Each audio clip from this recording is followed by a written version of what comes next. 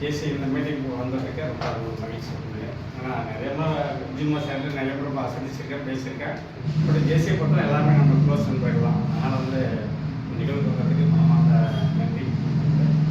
தலைப்பு விடாமுயற்சி சொல்லியிருக்கேன். அது எல்லாருமே விடாமுயற்சி பற்றி எல்லாரும் பேசிட்டீங்கன்னா, பட் என்ன பற்றி நான் எப்படி வந்து சொன்னீங்கன்னாலும் அதுக்கு சின்ன சின்ன விஷயங்கள் அதில் அப்படி அடங்கிடும். ஒன்றும் இல்லை, விடாமுயற்சின்றது வந்து குறிப்பாக சொல்லப்போனால் இது வந்து நமக்கு மட்டும் விடாமுயற்சி கிடையாது.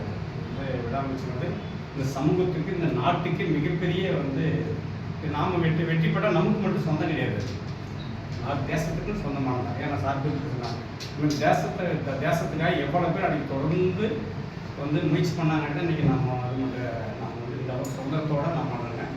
பட் விடாமுயற்சி வந்து நமக்கு நிறைய சுற்றி நமக்கு வந்து எவ்வளோ டிஃபால்ட் இருந்தாலும் நமக்கு கண்ணுக்கு முன்னாடி நிறைய விஷயங்கள் இருக்குது. இப்போ சாதாரணமாக பார்த்தோன்னா இப்போ ஆப்பிரிக்கா மீன் சொல்லி சொல்லுவாங்க. 1000 முறை வந்து பருப்பு கண்டுபிடிக்கிறதுக்கு 1000 முறை தொடர்ந்து முயற்சி பண்ணி கண்டுபிடிக்க சொல்லுவாங்க.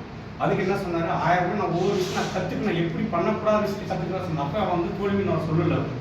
அந்த மட்டும் ஒரு விவசாயியாக இருக்கட்டும், எவ்வளோ தோல்வி வந்தாலும் என்றைக்கும் விவசாயம் விட்டதில்லை. அவர் தொடர்ந்து அந்த பயிருக்காகவும் தொடர்ந்து நம்ம முயற்சி பண்ணி, இது எல்லாமே நம்ம கண்ணுக்கு மாதிரி தெரியுது.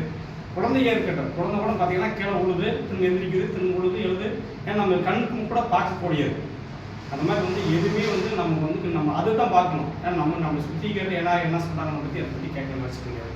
அந்த மாதிரி தொடர்ந்து இதை பார்த்தா தொடர்ந்து காண்டாக்ட், நோக்கம் சரியாக இருக்கணும். இன்னும் நிறையா என்ன சொல்கிறாங்க, நோக்கம் சரியாக இருக்கணும், தொடர்ந்து முயற்சி செய்யணும். அதுதான் விடாமுயற்சி இது நம்மளோட பலன்.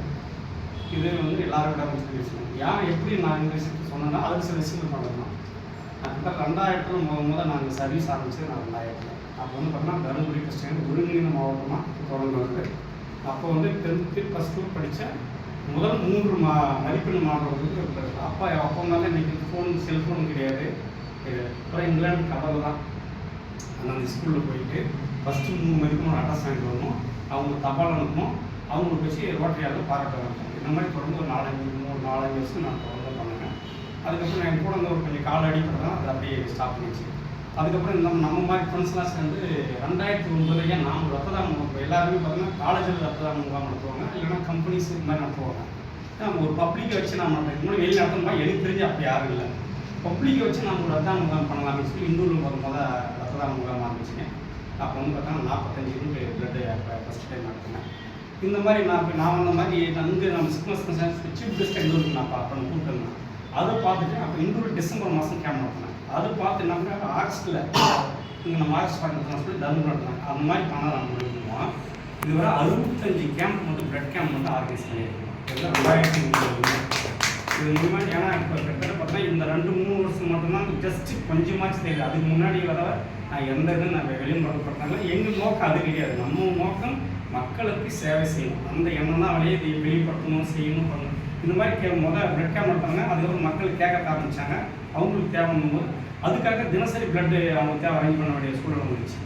இந்த மாதிரி தொடர்ந்து ஒன்று பண்ணுவாங்க. அப்போலாம் பார்த்தீங்கன்னா இன்றைக்கி தான் பிளட் பேங்க் தருமபுரியில் வந்து 2-3 இருக்க ஆரம்பிச்சு. அன்றைக்கெலாம் பிளட் பேங்க் எதுவுமே கிடையாது. பிளட் பேங்க் வந்து சேலம் தான் போகணும். இப்போ ஒரு வீடு பிளட்டு வேணும்னு சொல்லி யாருன்னா கேட்டாங்கன்னா இங்கே நம்ம இங்கிருந்து கொடுத்து நாங்கள் அங்கே கூப்பிட்டு லேண்ட்லைன் கூப்பிட்டு சொல்லணும். கூப்பிட்டு சொன்னோம்னா அந்த ஸ்லிப் எடுத்துன்னு போனால் அங்கே போனால் அதுக்கப்புறம் தான் டோனரே கூப்பிட்டு வச்சு அங்கே 1 மணி நேரம் இருந்து எடுத்து கூப்பிட்டு வச்சு இங்கேருந்து போல 1.5 மணி நேரம். அப்பெல்லாம் பார்த்து பஸ் ஓடிக்கலாம், பை பஸ். அன்றைக்கெல்லாம் பை பஸ் கிடையாது. போல 1.5 மணி நேரம் ஆகும். நடுவில் ஏதாச்சும் ஆக்சிடென்ட் ஆகி என்ன டிராஃபிக் ஆகிடுச்சா 2-3 மணி நேரம் தான் ஆகும். திரும்ப அங்கே 1 மணி நேரம் முடிச்சு திரும்ப வரணும். அப்போ ஒரு பிளட் இங்கே வந்து தர்மபுரியில் ஒரு ஹாஸ்பிட்டல், கம்மா ஹாஸ்பிட்டல், அப்போலாம் பெருமாள் பார்த்தா அதிகமாக கம்மா ஹாஸ்பிட்டல் தான் இருக்கும். ஒரு பிளட் போனால் 4 மணி நேரம் 5 மணி நேரம் பிடிக்கும்.